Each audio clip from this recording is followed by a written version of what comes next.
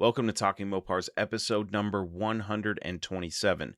This is a replay of a live stream that I had the other weekend with a celebrity. This guy is a YouTube sensation. He has over 500,000 subscribers. He's produced over 220 videos. He has over 117 million views. He's been on YouTube for 15 years.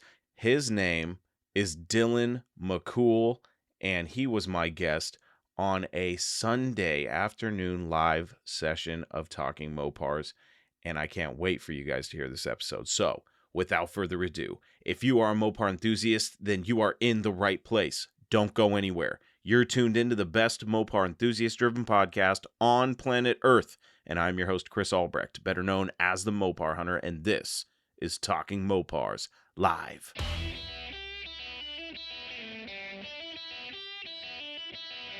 You're listening to Talking Mopars with the Mopar Hunter, your direct connection to all things Mopar.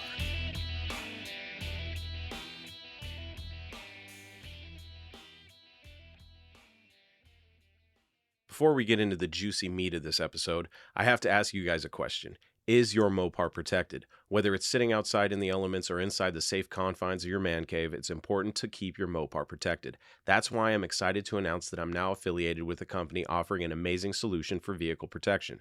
They have everything from basic indoor shields all the way to the top-of-the-line platinum shields, offering the very best protection to keep your vehicle safe both indoors and outdoors from elements like dust, water, snow, and even UV rays. Their products are guaranteed to fit and are backed by a great warranty. To find out more about my new affiliate, please visit TalkingMopars.com, click on the Affiliates tab, and follow the link to their website. If you need protection for your Mopar, don't worry, we got you covered.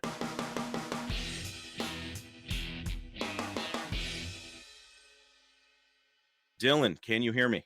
Hey, hello, can you hear me? I can hear you just fine, brother. Welcome to Talking Mopars. I'm excited to finally get you on the show and talk about what you do, which is basically you're a master of YouTube and you have a lot of fun videos that you've put out with project cars. And my audience loves project cars, especially ratty muscle cars, especially ratty Mopar muscle cars. So if you can, Dylan, introduce yourself. And I'm really curious to go back to the beginning before Dylan McCool had over a million YouTube views, before you had over 500,000 subscribers, and before 229 videos. How long have you been a Mopar enthusiast? What sparked your interest in cars? Well, first off, thank you for having me. I appreciate that. Absolutely. You make me sound a lot better than I actually am, so I appreciate that. It's my And job. yeah, might have to get you to film an intro for me and talk me up a little bit. But I guess I mean, when I was a kid. I mean, my dad was huge into Mopars. I mean, and a lot of old cars, but mainly specifically Mopars because growing up, that's what he had. I mean, he was fooling with old cars. His first vehicle was a 72 or 3 Dodge long bed that I mean, he pulled it out of a field and got it running and ever since then, that's really what he's messed with. And growing up, I was around all that. I mean, he had Cudas and Challengers, Chargers, back when you could buy a Charger, like a 68 to 70 Charger for like 3,500 bucks. It was you can't do that anymore. But Yeah. it's crazy how it's gotten how the prices have skyrocketed. But yeah, just being around that all my life. Um, I mean, my first car I borrowed the money from my grandmother, and it was $600. I bought a '74 Dart Sport, Nice.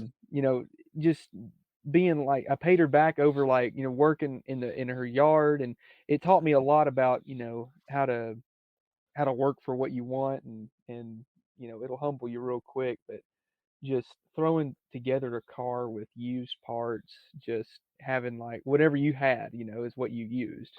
And Absolutely. when you have nothing to start with, you kind of gotta get a little tricky with it. But yeah, he just growing up around that really brought me up to where I was like, man, I just it's hard not to, you know what I mean? When you ride around in a 344 speed Dart or a big block Challenger, it's hard to not be just enthused by all that.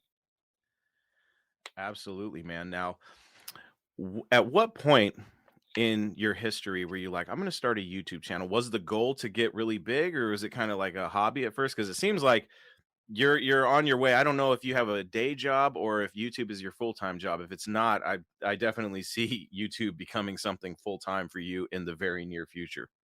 Well, I mean, for me at least, I've had a YouTube channel since 2007. I didn't really get serious with it until maybe 2017 or so.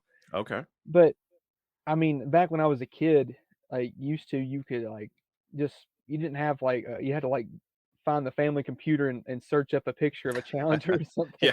Yeah. Oh, I yeah. mean, I used to only have I had a bunch of books of, like, pictures of cars and trucks and stuff, but, I started, like I'd look up, like, pictures of cars 'cause I like to draw, and I Yeah. would look up a picture of a car, beg my mom, "Hey, could you print this out for me so I could draw a picture of it?" Stuff like that. But whenever you were, like, doing those Google searches, all of a sudden these YouTube videos start popping up, and then you could watch a video of a Challenger, you could watch a video of a Charger.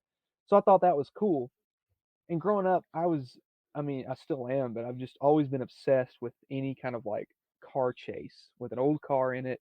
So I grew up just watching all of that and got to the point where I kinda was really interested in how movies were filmed and how videos were done like that, and as I grew up, I started to think, why don't we just combine working on cars and making videos? And no, I never expected it to be what it is right now, but it turned out to be pretty awesome. But no, I just like, working on stuff and dad, back before I could even like buy a car that I wanted, dad would go buy a car he found and then we clean it up and he would, either fix it or resell it or whatever. So I just said, "Hey, can I bring a camera along with me and just see what it's like?" And I had no idea that people would be as enthusiastic about it as they were. And, just from there, it just kind of spiraled. But I mean, we would do this stuff regardless. I mean, the things that we work on, the things that we do, I mean, this is things that we were already doing beforehand. I just so happened to start to film it. So that's kind of where it began. Wow, yeah, it's got to be crazy. Like I always talk to my friends and I say, Hey, if you want to blow up on YouTube, do a will it run video because it seems like these will it run videos are like the key to opening the door because I've seen so many people do that and you're at the top echelon of video creators for those types of videos and I like I said I really enjoy watching the cars that you save and on talking Mopars we're all about saving Mopars from you know dire circumstances. And I got to say, your Challenger that's one of my favorites. It just resonated with me so much because it was one of the Challengers that there's a lot of people that think the muscle car era died in '72, and it was like downward spiral. Right. And I still think that there's a lot of potential in those mid '70s cars, those early mid '70s cars, and they're great. They make great, reasonably priced Mopar projects, and I love the fact that you saved that Challenger and gave it a new lease on life, and I think a lot of people recognize that, and you know, um, you're one of the people that I would credit for making that car like, okay, now people are looking at those Challengers and going, hey man, there's nothing wrong with the Sad Mouth Challenger. Come on, they're cheap. Um, No, absolutely not. Yeah, I mean, like I said, I mean, any kind of Challenger that my dad could get his hands on, that's what he would buy. So I grew up, the Challenger's one of my top favorite Mopars, Absolutely. but it doesn't matter. I mean, a Challenger of any year is really cool. But like you said about anything like 72 on, I mean, I've got like a 77 or I'm sorry, it's a 78 Cordoba that I Nice. absolutely love. Yeah. It's a big block 400. I mean, the guy I got it from had long tubes, 373s in it, put Wow. a 2800 RPM converter, 440 source heads, a nice cam, and that thing will absolutely rip. So and I don't have a lot of money in it. There's I don't want people to forget about those later cars that still had big blocks in them, and, Yeah. like a Cordoba or the Charger of that year, they don't weigh a whole lot more than like an early or a late '60s B body. They're Yeah. really not they're pretty much the same dimensions, people just rack on them because they're heavy boats, but they'll get down if you really want them to. Absolutely. You can hot rod anything as long as it's got a Yeah, V8 in it. You know what I mean? absolutely. I have to ask you, you have a large stable of cars, and to be honest with you, I've lost track of what you have. Me too. Can you share with the audience your entire the entire McCool stable of cars that you have right now? Oh, man, I'd have to get a list out. There's Good. so many of them. I mean, we can start. I have 2 '78 Cordobas. Let's see, I got a '73 Challenger. That's the picture that I have here. I tried to get my camera to work, but it wouldn't communicate, but, No um, worries. that's the day I got it, my picture there. Um, let's see, I have 2 wait, yeah, 2 '69 Chargers and 1 '68. Um Like a bunch of darts. I don't even know how many darts. I lost count of how many darts. There's a bunch of trucks, um, a couple C bodies, like a '65 Chrysler, my '65 Monaco. I've got a giant Imperial that I couldn't leave it there, so I had to buy it. And then, non-Mopars, just got a few I bought a State Trooper Ford, a '66 Ford with a big block 428 in it, got a Cool. '56 Cadillac. But don't get me wrong, they're not like crazy, expensive cars. These are literally were buried in the mud in the middle of the backwoods of Tennessee. They're not expensive cars at all, but if I see a deal or see a good car that might make an interesting video, I may not work on it immediately, but I'll pick it up and store it for later or whatever the case may be. But yeah, just a lot of trucks, a lot of darts, a lot of chargers for some reason, just kinda piled up around everywhere. That's awesome, man. I have seen many of your truck videos, and I love it because I am a huge fan of the 72 to 80 tin grill Dodge trucks. So it's really nice to see them getting a spotlight on your channel. So props for that. And that's a heck of a collection, man. Well, hey, Uh, you have a really nice tin grill. That truck you have is beautiful. That was when I saw that truck because I'm the first to admit that that wasn't my vision. Somebody else built that truck. My friend Murray, who happens to be a very good artist and does a lot of really cool custom renderings. I saw that at a Good Guys show, and I fell in love. And he fooled me because I thought it was a real Mr. Norm's Grand Spalding shop truck. Just the detail that he had in the lettering, and he even had custom Grand Spalding Dodge stickers Yeah. made for it. And I fell in love with the truck, and 6 years later, I managed to somehow make it mine. And I love that thing. But I'm like I said, I'm a huge fan of those trucks, and I really think that when Chargers and Challengers and the E bodies and B bodies we all really love and we hold at the highest regard in Mopar history become so out of reach for the average guy. Because most of us, you know, there's so many people that find these cars and get amazing deals, but there's so many people that want them that it seems like those deals are so few and far between that to the average guy, we look at cars like that, like a 68 Charger or anything 68 through 71, and we're just like, man, I wish I could get that, but we never find those. And I think that the Dodge trucks, the swept lines are obviously really popular. The tin grills are getting even more popular, and they're starting to go for a lot of money.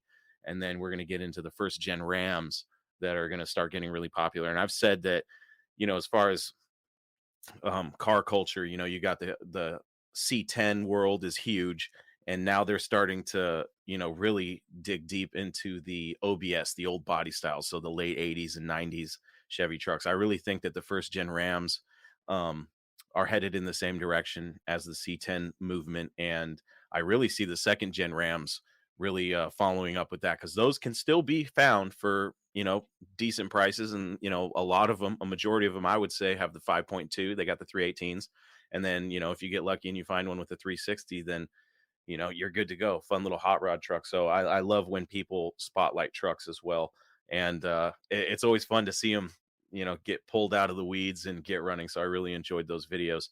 I have a really hard question to ask you. With a collection as big as yours, you have to have a favorite. Oh, What car? And obviously it doesn't have to be a Mopar, but what vehicle is your favorite in the collection?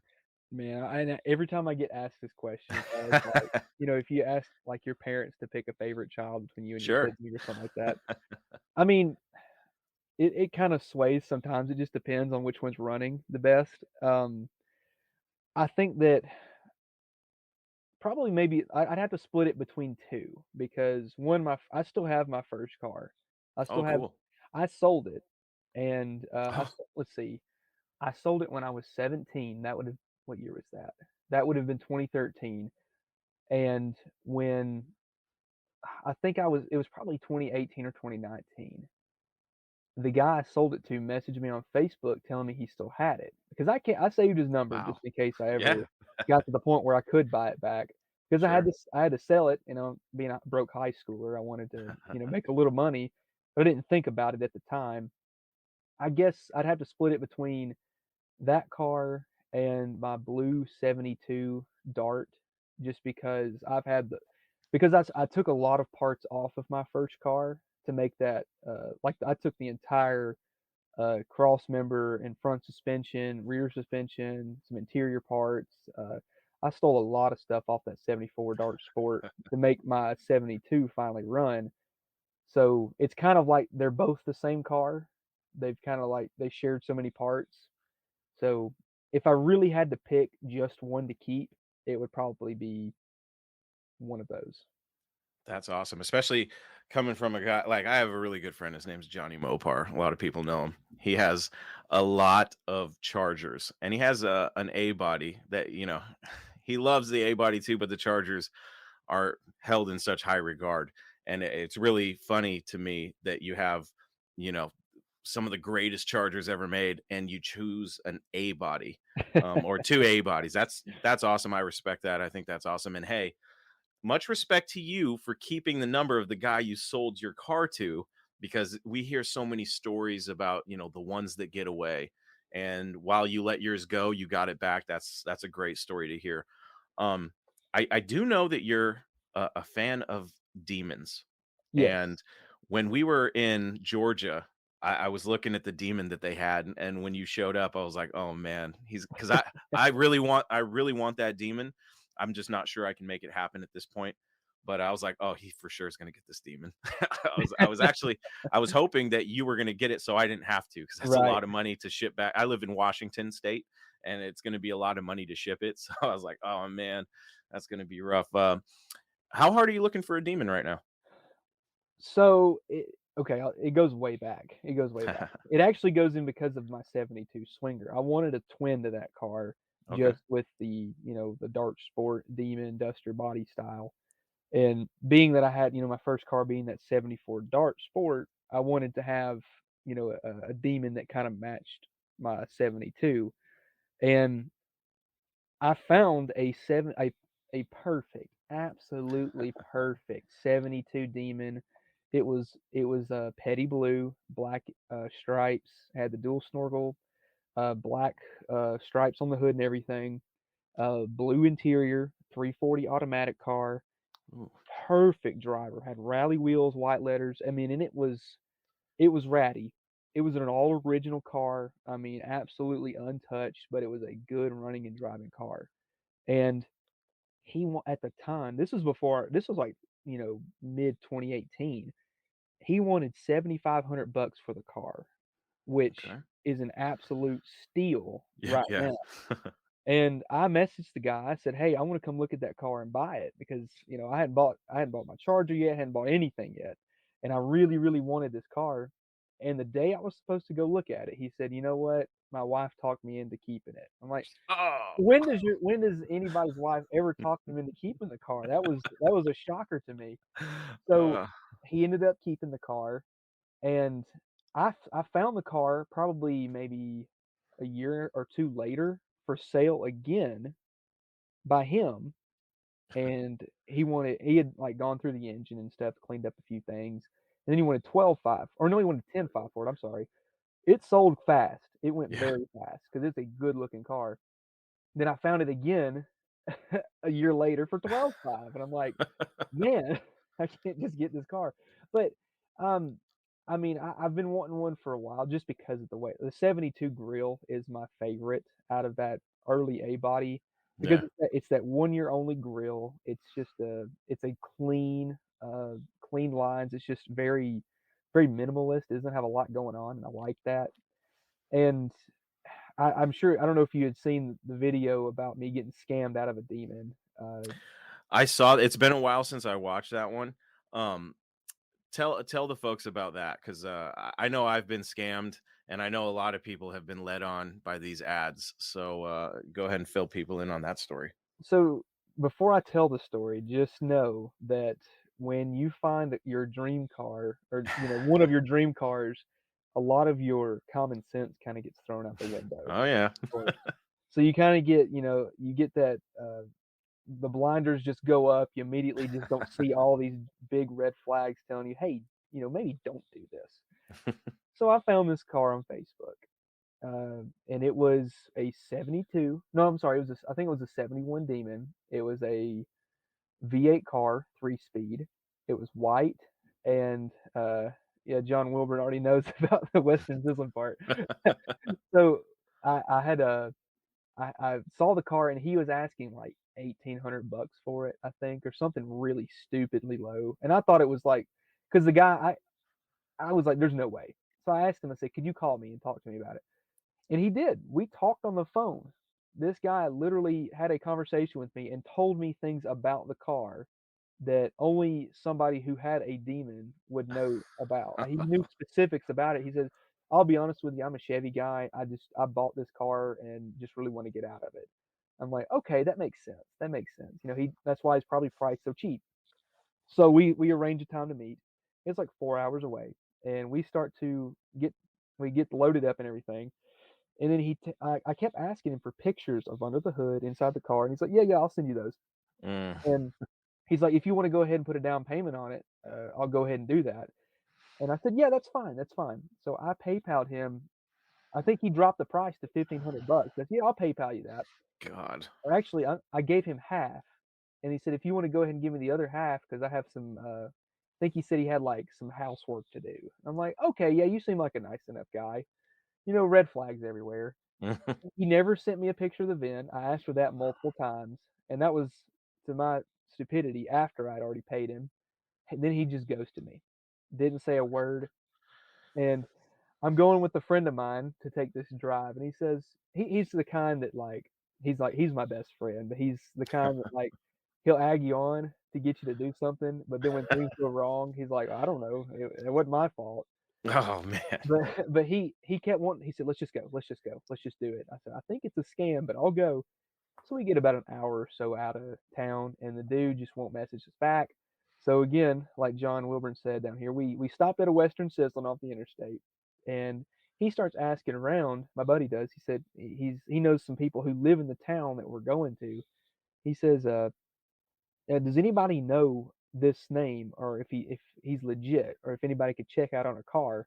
A guy messages him and says, "Yeah, I had the same exact instance where that exact person was selling like a '58 Impala or something like that, and they wanted an absurdly low price for it, and it turned out to be a scam." So at that point, Man. I was tore up, I was upset, and I said in the video, I said the Western Sizzling, I think it was a Philly cheesesteak I had there was the best part of the trip. It's the only reason I wasn't upset because we ate good that Oh, night. God. But the good news is that I did get my money back. Good. Filed a dispute with PayPal. They gave me my money back, but, it was a roller coaster of emotions over, like, a course of 24 hours. It was a lot. Yeah, man, that's so unfortunate, and gosh, how many times did that guy get away with that scam, Right. you know what I mean? It's like, car folks like us, like you were saying, we're emotional people when it comes to something we want so bad, and we want it to be real so bad. I've ran into some scams like that, and one thing, and the cliche, if it sounds too good to be true, it probably is. But as car people, when we see a crazy deal, w- we want to believe so bad, Like I had a guy at work, he's a newer guy, and he was telling me he found out that I had a podcast and that I was a Mopar guy. So first he's telling me that he bought $1,000 Little Red Express, but he doesn't have it anymore, doesn't have any pictures of it because he lost it in a divorce. So I'm like, okay, yeah, that's a really good deal. It's too bad you lost the truck, you know what I mean? And then like a week later, he tells me that I'm a garbage man by trade. So he's on this garbage route in a city not too far from where I live. And he tells me that he saw in Violet, an FC7 1970 Superbird in somebody's yard, okay, with no nose cone, but it had the big wing. And of course, I'm like, I'm looking at him with skeptical eyes. I'm like, Yeah. okay, asking him some questions. I'm like, you do realize how rare an inviolate Superbird would be. And I know enough people in this local area in the Mopar community that if that car really existed, everybody would know about it. I don't think there's a special car that even a not so special. Like I know of a '73 Duster that's just sitting in a yard and it's been there forever. It's got a '73 front end. It's actually like a '70 or '71. Um, but I posted it up and it was in an area where I didn't think anybody would have known about the car. And, multiple people were like, oh, that car's been there for 15 years. So the idea that a '70 Superbird, is just sitting Right. somewhere in somebody's yard. And he made the mistake of telling me, yeah, this old guy owns it and it's for sale for 10 grand. He'd sell it for 10 grand. And immediately I was like, okay, well, where's the car? Because if that's the case, I will go buy it right now. You know what I mean? And all of a sudden now the excuses come out. Oh, I don't remember where it's at. I'm like, come on, dude. And he's like, I could probably find it. And I was like, let's pull up Google Earth right now. And you just show me the general area and I will search it for hours until I find that car. And to make a long story short, he never came through with the pictures and had a bunch of excuses why. So he lost all credibility with me. I don't even Yeah. like talking to that guy anymore. I'm like, man, you don't have to lie to kick it. You know what I mean? Right. We can hang out. Um, It's okay. yeah, yeah. But yeah, that kind of stuff is just super disappointing that people take advantage of people's passion for these cars. Um, let's uh let's shift the conversation a little bit. I do want to talk because we didn't have a chance to talk when we were at the muscle car sell off that Mopars 5150 was holding. But I'm curious. Uh, I know I was just in awe in the amount of cars, especially like special cars. It wasn't just you know small block, nothing special JH Challengers or, BH Barracudas. There was a lot of cool cars there, Super Breeze, Cudas, Challenger RTs, Chargers. What were your thoughts at that property with all those cars? Uh, can I, like, live here, I guess? Yeah. Can I move in? I was very impressed. I thought it was awesome, and I think you can tell how excited I was in the video that I Yeah. posted about it just because of, like, there's so many cars that are just, like, you don't see and the only time you ever see that many Mopars that are like that is at a car show that is Yeah. Mopar specific, and they're all, like, either drivable or restored. Like, you don't just see wrecked Challengers, rusty Chargers, and Cudas just hanging out in a backyard, out off the like, in the middle of absolute nowhere. I mean, we stayed on a two-lane road for, I swear, an hour Yeah. that I thought we were never gonna make it there. But it was out in plain as day, just, Chargers everywhere. I mean, that had to be the most ratty Chargers I've seen in one spot and they were all for sale. So Yeah. Yeah. I was in shock. I was really excited to see all that stuff. Man, I'm glad I'm not the only one because I was like a kid in a candy store. I was just like, this is unbelievable, and watching people's reactions. I'm still getting messages of where are these cars at? And then Yes, me too. I'm I'm getting hate messages like they're all mine. They're like, well, Right. why would you let them sit like that? I'm like, hey, hey, hey, relax. For one, they're all for sale. So if you want to be a hero and save them, you're more than welcome to. It's just funny how the internet works. But yeah, it was I was just blown away, and I was thinking to myself, I was like, I think the only way you could possibly see this many cool Mopars in one place is to go to a Mopar specific salvage yard, like a Stevens Performance or something like that. I was just blown away, and to find out, those guys are all cool. You got Tony and Troy, and they're just all really cool people. And I found out that this is nothing compared to what the other stuff that they have, scattered across the country, and I'm just like mind blown.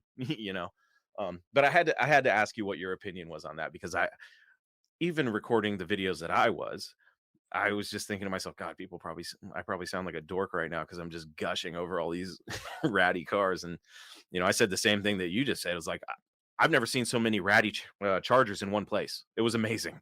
Um, but I am curious if you could take one car from that entire collection, nothing that was inside, because there was some really cool stuff inside.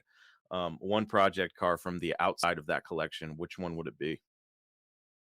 Uh, I don't know if we lost you there for a minute, or was it me that I don't know what happened, but your screen went black for a second, but I think you're good now. Oh, Um, okay. You got me now? yeah, I'm good now. I just wanted to Okay. know, for one car that I could probably pick. Well, I mentioned it in the video what the deal of the day from in my opinion was. Out back, there was that 70 GTX, Yeah. I think it was Alpine white, black top, black stripe, air grabber hood, 440 car that they were asking like 10.5 for. I Crazy, mean, right? it was rusty, but it was Yeah. still like I'm like, "You don't see this ever." But if I had to pick one car that I could take out of all of them, it would probably be that white 70 Charger with 446 pack, 4-speed, Mhm. gator grain top. Oh, Beautiful absolutely, car. absolutely beautiful, perfect in every way. Yeah.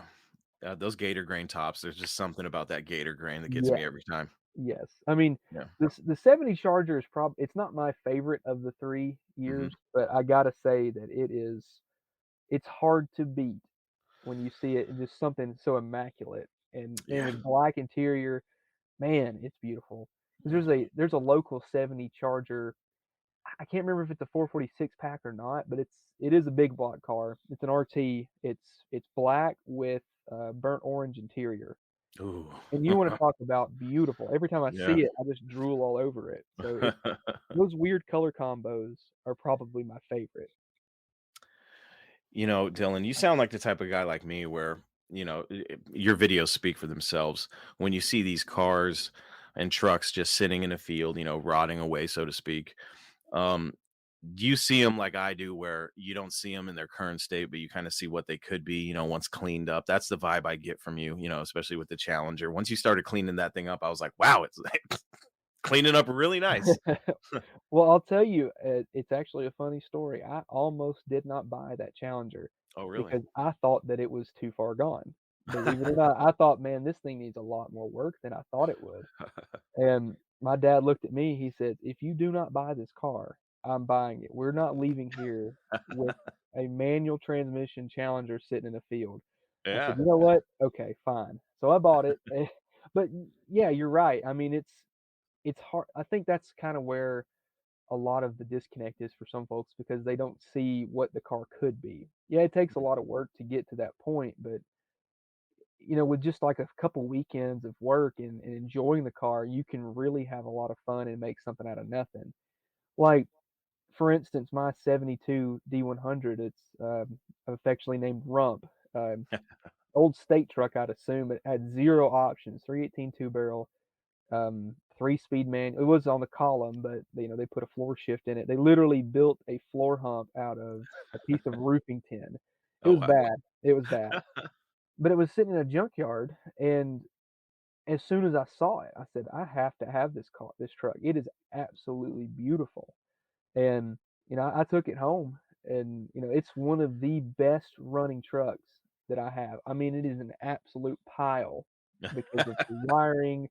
I mean, I spent so much fixing wiring connections and all that stuff, and it's an ugly truck, it is a rough truck, but it is a great running and driving truck, and I probably have less than 1,500 bucks as it sits in that Wow. truck, and it runs and drives great, and people can have a lot of fun just by being a little thrifty with, find Yeah. a part here and there. Just throw a little bit of time at it, a little bit of money, go to car shows, go to swap meets, man. It's not as bad as you think as long as you know what you're looking for.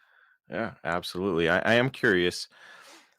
When we talk about, obviously, the prices of muscle cars are getting kind of crazy, for the average guy, unless you happen across a really good deal like we were talking about earlier. Sometimes those things just happen. What is your what is your advice as far as somebody that, wants to get into, we'll just keep it Mopar specific. If somebody wanted a Mopar project car and they say, "Hey, I want a cheap Mopar project car," what direction would you steer them? 4 doors. Yeah. Absolutely. 4 doors are the way to go. I Yes, mean, sir. I was just talking to Mike Musto about this the other day. 4 doors are no longer parts cars. I mean, I know that Right?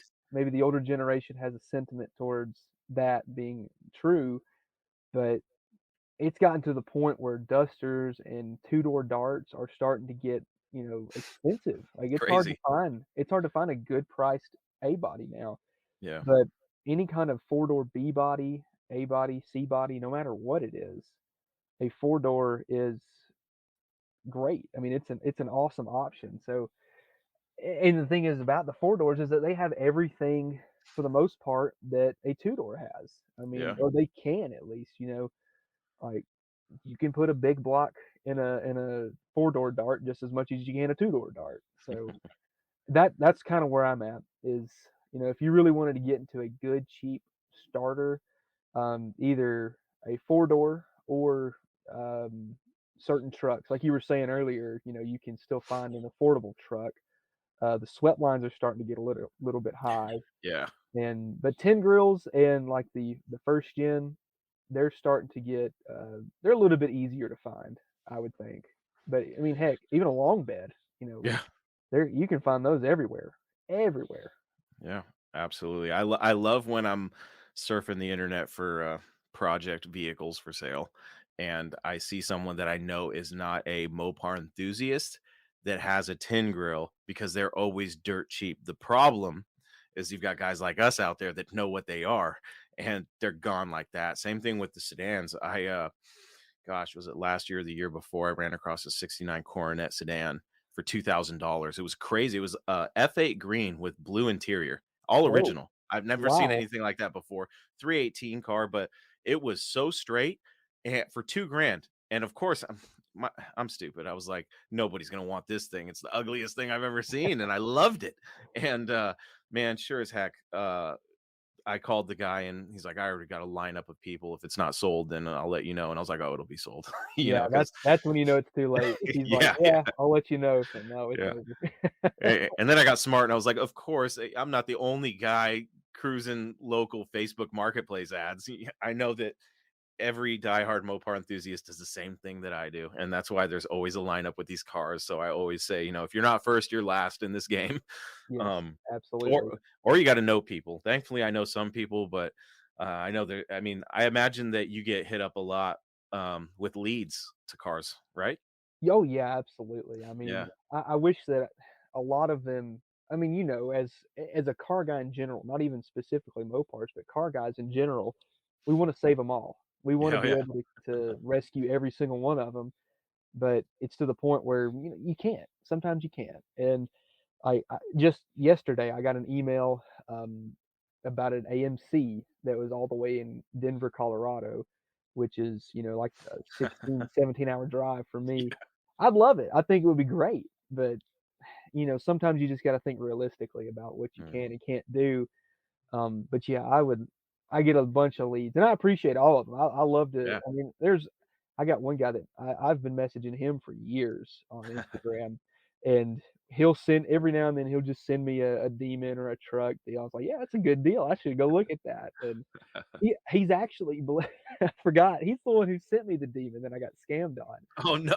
And because he's like, "Hey, check this out. This is a good deal." I'm like, "Wow, you're right. I'm gonna go look at it." Oh, He felt so bad, but I was like, man. "Mate," I was like, "It wasn't your fault. It was all Mm. me. I'm the one who did it." But yeah, there's all sorts of leads that get sent to me all the time. With someone like yourself that has a giant following on YouTube, I know that so many of us, myself included, I'm so far behind in the YouTube game that it's not even funny. It's almost comical at this point.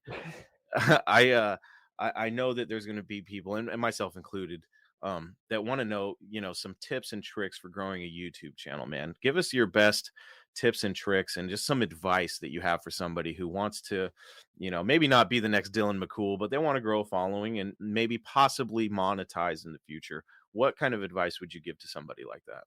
Well, I guess, I can kinda put it in at least for my example. Now, this may not work a month from now, or it may not work, you know, next week, but, I mean, YouTube is constantly changing. There is so many things that YouTube wants to pick up or doesn't wanna pick up. I mean, at least for now, I mean, staying advertiser friendly, of course, because YouTube is gonna promote things that, you know, foul language or, Mm, controversial topics. I mean, they have parameters in place to kinda, like, check your video and see, do you have any kind of, like I said, controversial issues or wording or things that you've done in the video. Um, there's so many things that, go into it, but I mean, as far as, like, the production of the video, of course, again, YouTube is they promote high quality stuff. They like to see good content. I mean, mhm, as far as, like, finding what works for you, though, it's kind of it's trial and error. I mean, when I started doing YouTube videos, I would do them just for fun back before monetization was even a thing on YouTube. I was just making them for the fun of it. But it kind of it caught on. When I started out, I was making like back when I started, it was like review channels were huge, like go Yeah, drive yeah. this or review of a car. Like that dude in blue, what he did way back then, he was huge back then. So I started doing things like that, except I was scared to talk on the camera. So I just it ended up being like it transformed into a short film, and then from there, I found out that the abandon such and such, pull it out of the weeds stuff worked for me. What I do doesn't necessarily work for you or for anybody trying to start a channel, but it's being consistent and growing that subscriber base. I mean, the hardest thing to do is just to start. Once you get Yeah. started, then you can kind of test out things. I mean, I've made I made a lot of videos and I've had a lot of videos not work. There's been people like, I didn't like that. I didn't like what you did there. And I realized that. But I have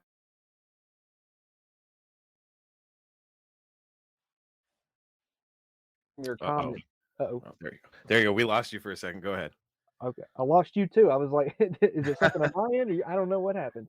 Who knows with the internet, you know? But anyway, I was saying that, whatever you do, you have to do trial and error. You have to just be consistent, have good quality. I mean, even your cell phone has a great quality camera, but Yeah. I guess the biggest thing, don't get discouraged by ruthless comments because people are mean on the internet. That's just how it is. Um, but just finding what works for you because, like I said, what I do may not work for you or for somebody else, but it's what I mean. At the end of the day, you got to make sure you enjoy it and be happy with the content you put out. So, I mean, just find a genre that you're happy with. Uh, Start a project car. Yeah. Um, but sometimes you got to take risks. You gotta do something that people are gonna get their attention. Stick with trends, but kind of make it your own. Do your own little twist on it, or start your own trend. I mean, heck, you never know these days. But that's the thing. Do something that's different, but is relatable. I guess that's the biggest thing. Yeah, absolutely. I love the saying, you don't have to be good to start, but you have to start to be good or great. Right. So for anybody out there that wants to start a podcast or start live streaming or start a YouTube channel like Dylan, just do it. Trial and error. Dylan's absolutely right, 100%. I don't want to take too much of your Sunday, Dylan, so I do want to know, there's a really cool event. Our friend John Wilburn's in the chat, and he has organized the No Name Nationals, which is uh, I guess an invitational for people with 500 or more subscribers on YouTube to come out and have a great time at the drag strip. It's going to be an 8th Mile event. There's going to be a car show, and the idea is to get YouTubers from basically all around the world, all around North America, to come out to this event and have a good time. And a nice little competitive atmosphere with call outs and stuff like that. John Wilburn asked in the chat, he said, "What is Dylan bringing to the No Name Nationals?" Yeah, I believe, John, you emailed me actually about this, if I'm not mistaken. So I've been thinking about it. It's it's kind of up in the air.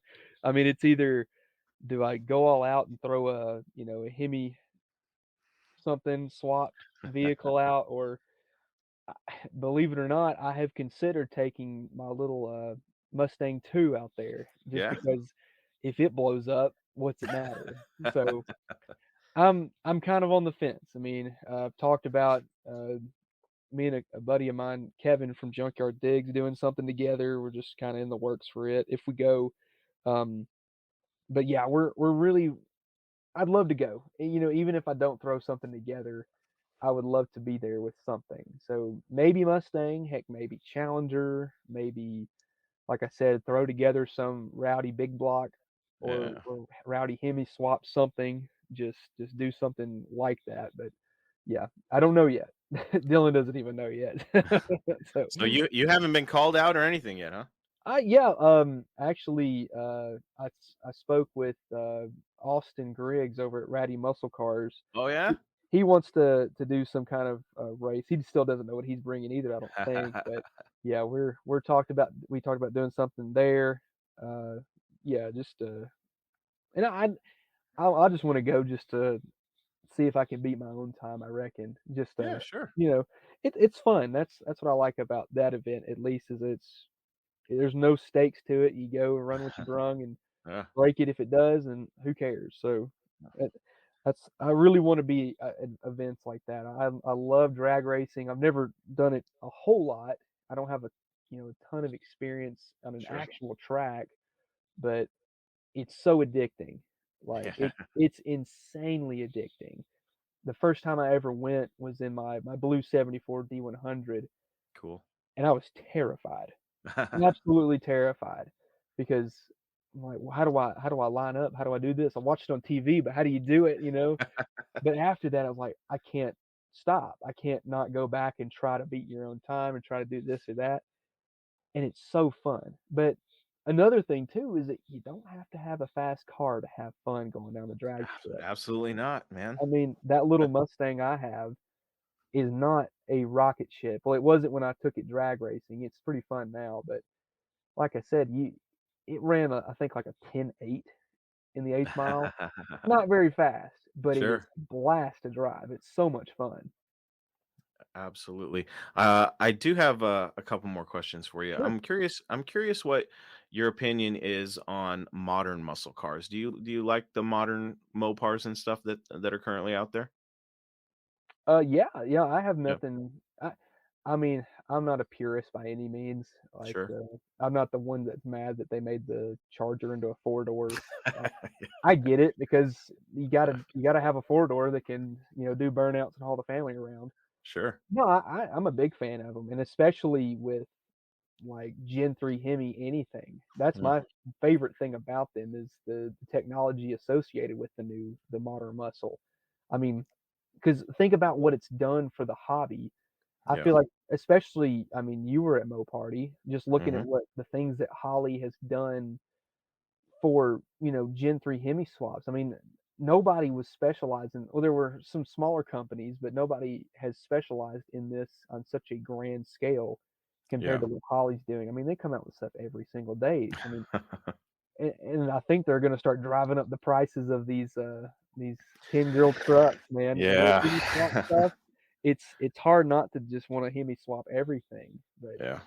I Uh, I I have that 2006 Hemi in my Challenger, man. It's awesome. It's so easy. It's not as hard as you think it is. I've averaged like 22 miles per gallon in that car Gosh. with 391s and an overdrive, and it's just instant torque, instant power. It doesn't sit there and, start getting hot at the light. It just idles smooth, spin the tires, and the air works fine, the heat works fine. It's so much fun.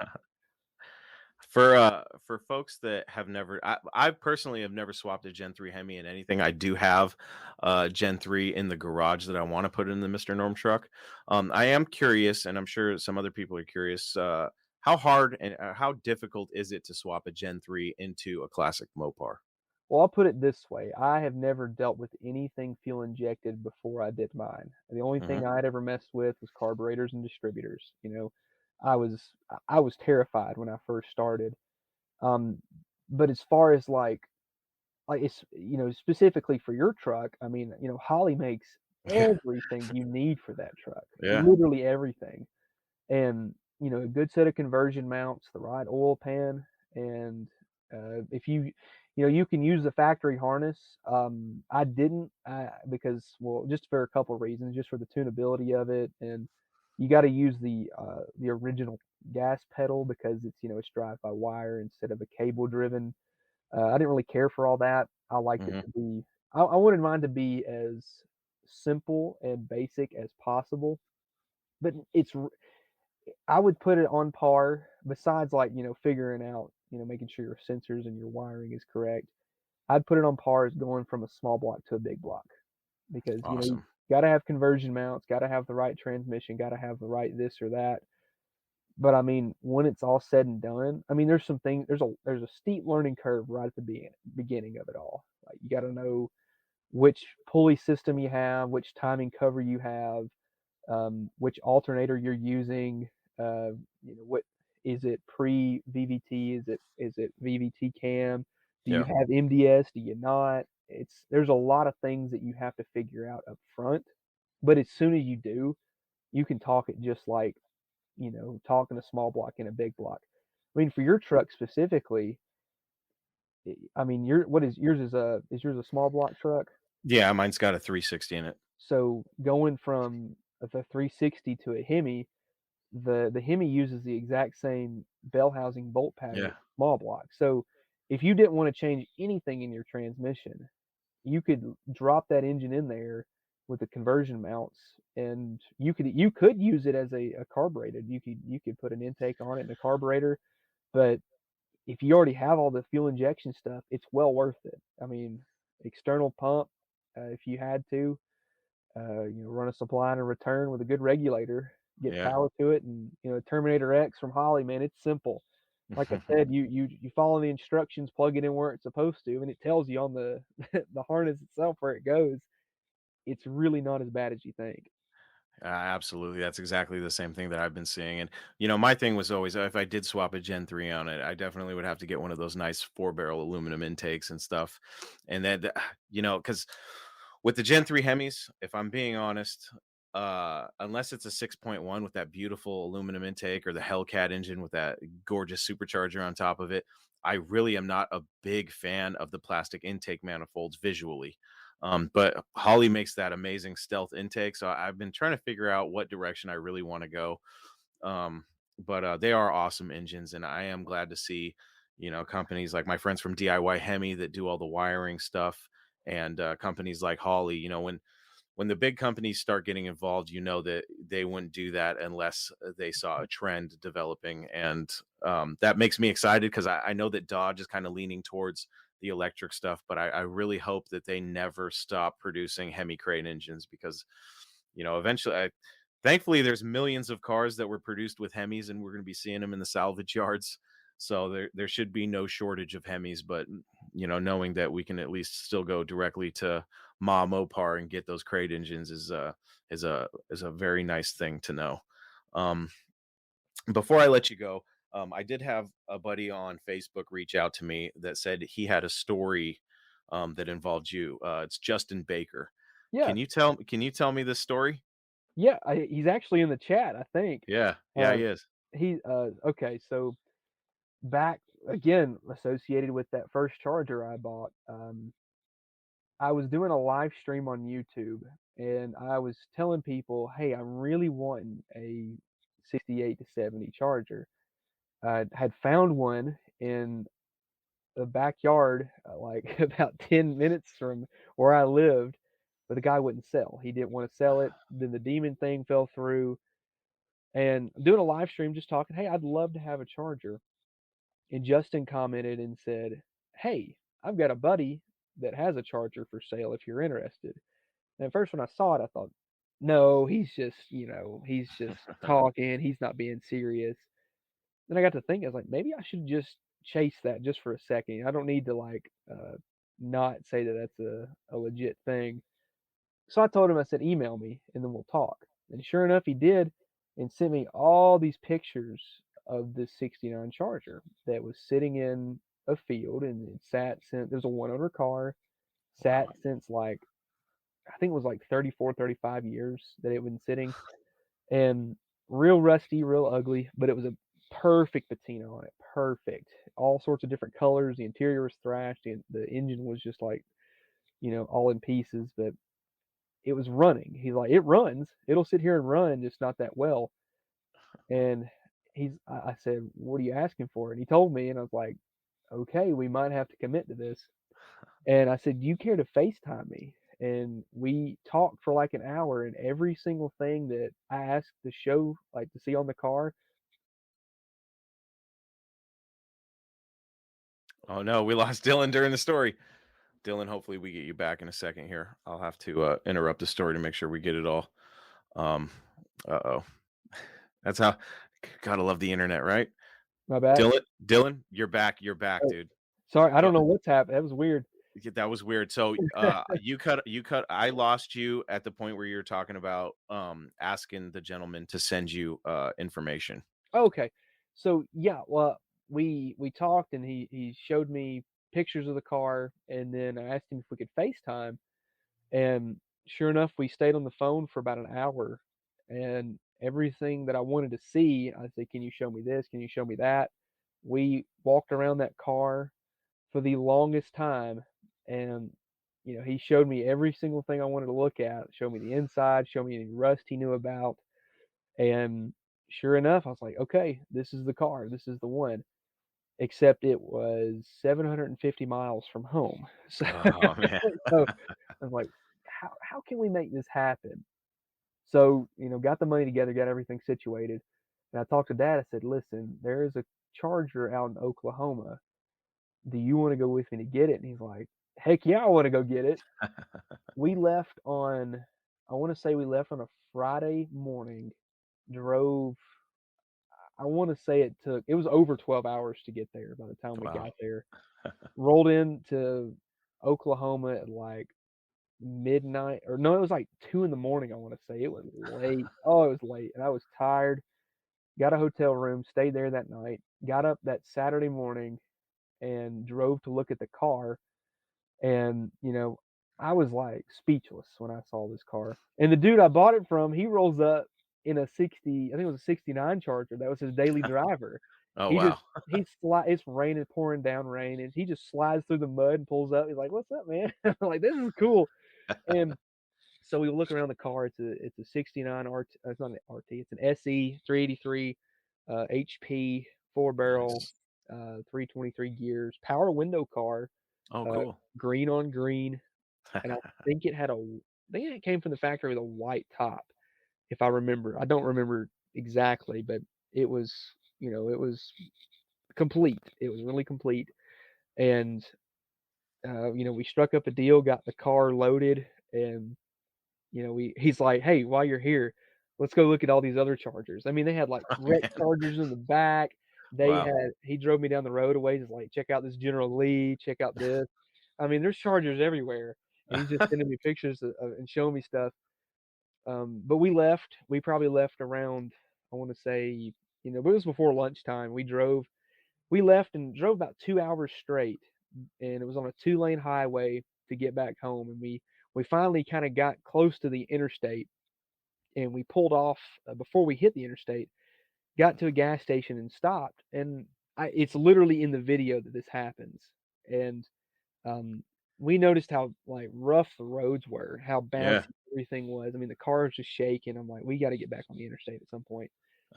I walk around the car and I said, "Oh, wait a minute. The back glass is gone." Oh, no. It was there when we left, but now it's somewhere in the middle of a two-lane highway in Oklahoma, Oh, no. and I looked at dad, I said, "What do we do?" And I was like, "I guess we just keep going."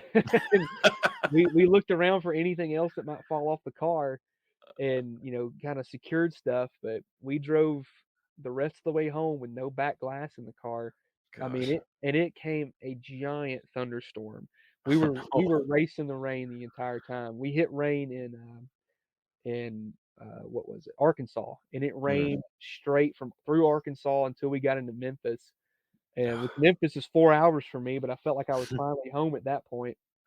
We rolled in the house probably around 1 o'clock on Sunday morning. We had just enough time to unload the car and get it inside the shop, and it came a monsoon as soon Oh, as we my got god. back. So we did 1,500 miles in 1 weekend, and it took every bit of, like, our energy and willpower to even make it back, but that's a lot of driving, but we made it back. But the only reason I got it was because of Justin, so he's the mediator on that one. He helped me out a lot get that car, so really, really fun, really cool dude. That's awesome. What a story and what a great way to end the show. Dylan, for the people that have been living under a rock, where can they find all your content? Check out, on YouTube, just type in Dylan McCool, I'm on there. Instagram, it's the same thing. I try to make everything my name, so if you just type in Dylan McCool, you should be able to find me just about anywhere. I've got Facebook pages, the Viewer Ride in Discussion if you wanna check it out, or Dylan McCool on YouTube. It's where I post all my videos or just how, share your project, just a good place to come hang out and talk. Things like that. I post like, sometimes I'll do like behind the scenes stuff or post before a video comes out on an Instagram message or something or on a post. But if you want to reach out to me, you can message me on Instagram or my Facebook page. That's the easiest way to get in touch with me. If you have a question or something, uh, I'm happy to help anybody. If they need help with like, figuring out what part to buy or how to get something to run, just shoot me a message. If I don't get to you, it's not that I don't want to. It's just, get a lot of messages, but Yeah. that's why I do it, is to help people maybe learn something here and there, and you know get some of the information out there that somebody might not know. But yeah, that's where you can find me. Awesome. Dylan, thank you so much for joining us here on Talking Mopars Direct Connections Live. I would love to have you again to talk about some future adventures. And I believe the next place, if you're going to be there, I'm not quite sure. I will see you is at Mo Party, and then we'll probably catch up again at the No Name Nationals, buddy. Thank you for coming on the show. Absolutely, man. Thank you. And anytime you want me to come on, just shoot me a message. I'd love to come hang out again. It's great. All all right, brother. Sounds good. Take care, and we will see you all next time. Remember, if you don't subscribe to Dylan McCool, what are you doing? Go subscribe right now. All right. Thank you all for watching. No Mopar left behind. We'll see you next time right here on Talking Mopars.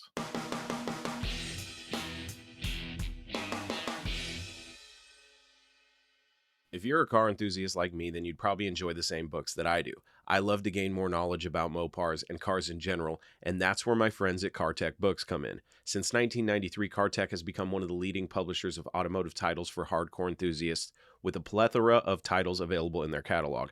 They have titles for everyone, whether you're into restorations, high-performance builds, or automotive history. CarTech has it all. They are a company run by enthusiasts for enthusiasts. Some of the titles I have in my own library are Chrysler's Motown Missile, Mopar's secret engineering program at the dawn of Pro Stock, new Hemi engines 2003 to present, how to rebuild, muscle car special editions, Chrysler TorqueFly A904 and A727 transmissions, how to rebuild.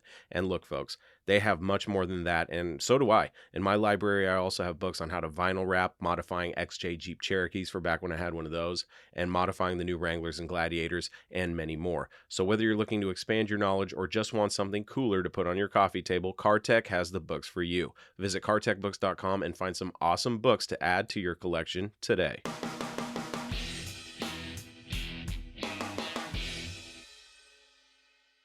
There you have it, my friends. Another episode of Talking Mopars is in the books. For everything you need to know about this show, you know where to go, talkingmopars.com. And you can reach me by emailing Chris at talkingmopars.com or by leaving me a voicemail on my voicemail box at 209-28-MOPAR. And you just might get to hear yourself on this show. So keep sharing those Mopar stories with me and anything else that is on your Mopar addicted mind. Thank you to my friends over at cartechbooks.com, and also don't forget how important it is to keep your Mopar protected from the elements. If you do need protection like a car cover, don't wait. Head on over to talkingmopars.com, click on the affiliates tab, and go get your Mopar covered today. Before we shut this podcast episode down, if you want some Talking Mopars merchandise like t-shirts, hoodies, stickers, and cool swag like that, check out the merch shop on talkingmopars.com. And for exclusive bonus episodes and videos only for my supporters, become a Facebook supporter today and get immediate access to those benefits. That's it, my friends. Until we talk again, I am your host, Chris Albrecht, and that was Talking Mopars Live.